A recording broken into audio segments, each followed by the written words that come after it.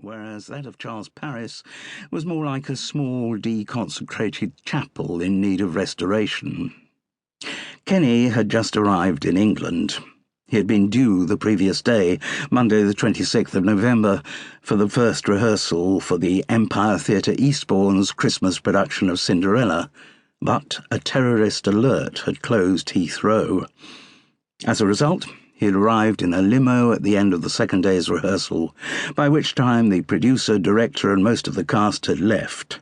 So the limo had drawn up at the rehearsal venue, St Asaph's Church Halls, virtually next door to the Empire Theatre, to find only one young, harassed stage manager.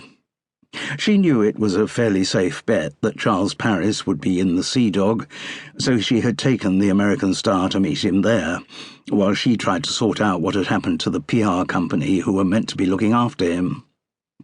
Given all these upheavals, Kenny was remarkably laid back and gracious. Many considerably smaller stars might by this stage have been stamping their little feet and throwing their toys out of the pram, but Kenny seemed almost serene about the delays and disruptions. When Charles mentioned this, he was rewarded by a Dwight Breeden smile and the words, "Man, I just needed to get out of the States. Now I'm out of the States, everything's cool." And it was the prospect of acting in Cinderella that lured you away?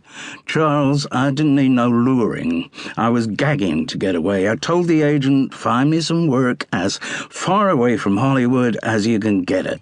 He came up with Cinderella in Westbourne. Great. Eastbourne.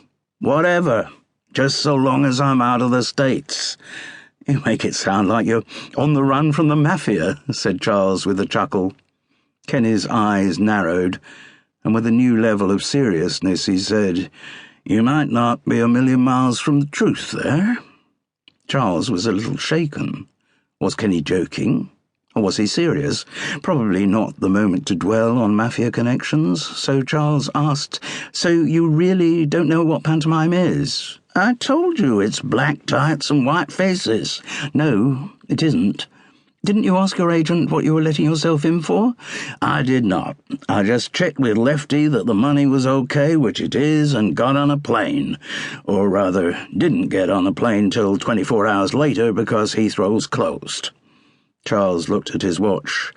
"Your car'll be here soon to take you to the Johnny Martin recording." "Is that a big show?"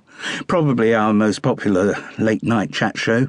Used to just be on Friday and pre-recorded as live. Now it's 3 nights a week. Still pre-recorded, though, a few hours before it goes out." Kenny nodded with satisfaction. "And Bix thinks it's important you know a bit about pantomime before you talk to Johnny."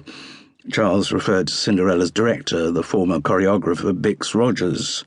"Sounds reasonable, but it can't be that difficult. We're talking Cinderella here, aren't we? I know Cinderella. Everyone knows Cinderella. If you're my age, there's no way you got through grade school without having seen Cinderella."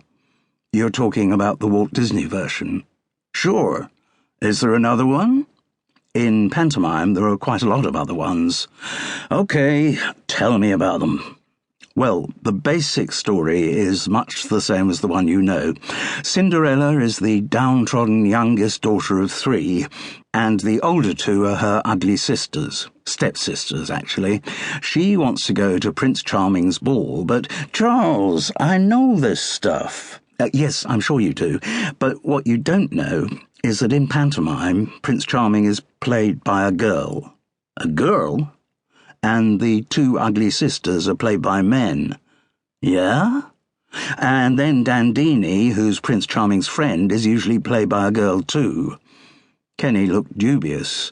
"So pantomime's some kind of kinky transgender thing? Well, it's not going to do my image much good to get involved in." "No, pantomime's the ultimate all-age entertainment, part of the regular Christmas ritual for many British families." "Oh," Kenny thought for a moment, then asked anxiously, "Does this mean I'm going to have to drag up for the show?" No. The character of Baron Hardup is a man, and he's played by a man." "Well, thank the Lord for that. And where does he fit into the story?" Charles was surprised by how little Kenny seemed